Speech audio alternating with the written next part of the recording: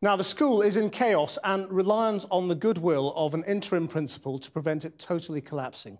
The grim conclusion of an Ofsted inspection report on the Al-Madinah free school in Derby.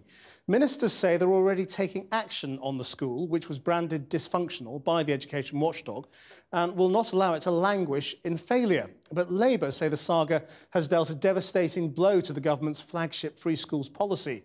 Kieran Jenkins reports from Derby.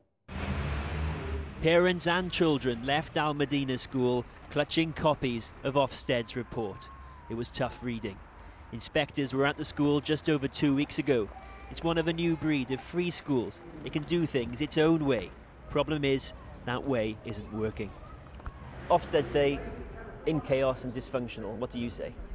Unfortunately, and it's with a heavy heart we have to agree with that, the Ofsted inspection is an accurate assessment of where the school is. How chaotic, how dysfunctional? We haven't got some of our basic systems in place. From the child's point of view, our lessons are carrying on broadly as normal.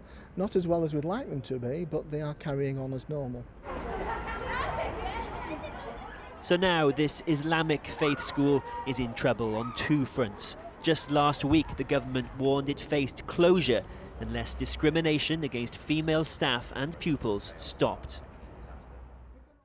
The school is this evening in special measures after inspectors found its leadership and management inadequate, pupils' achievements inadequate, teaching inadequate, and behaviour and safety inadequate. This school is the opposite of what the government's free school experiment promised to achieve. Even putting aside the row over segregation and headscarves, it's failing on the most fundamental level, the quality of its education. And in that, like all free schools, it's answerable to the Secretary of State. In other words, this chaos happened on his watch. But it was a Lib Dem minister in the Commons defending the government's response. We are taking the right actions. We are not prepared to allow a school to fail its parents, its children and its community. We said we will take swift action in these cases, and that is exactly what we are doing. Labour accused the government of conducting an ideological experiment with England's school children. It is a devastating blow to the Education Secretary's flagship policy. It reveals that pupils have been failed on every possible measure, and parents will want to know why the Education Secretary has allowed this to happen. For the 400 or so 4 to 16-year-olds who attend this school, it's an uncertain time. Parents we met, though, believe the school should have a future.